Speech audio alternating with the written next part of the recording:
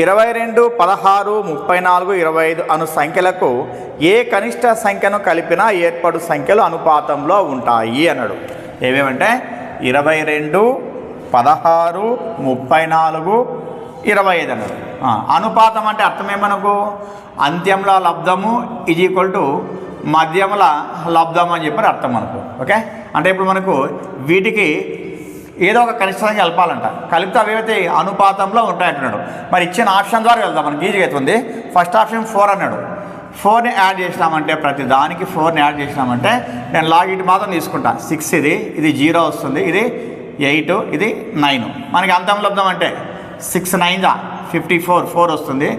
0 8 అంటే 0 వస్తుంది. అంటే ఇక్కడ రెండు మనకి లాగిట్లు సేమ్ రావు కాబట్టి ఈ 4 అనేది మనకు రాంగ్ అని చెప్పని అర్థం అనమాట. నెక్స్ట్ సెకండ్ ఆప్షన్ మనం అబ్జర్వ్ చేసినామంటే 3 ఉంది. సెకండ్ ఆప్షన్ తీసి 3 3 3 3 యాడ్ చేసినానంటే ఇది 5 9 7 8. 5 8 40 అంటే 0 వస్తుంది.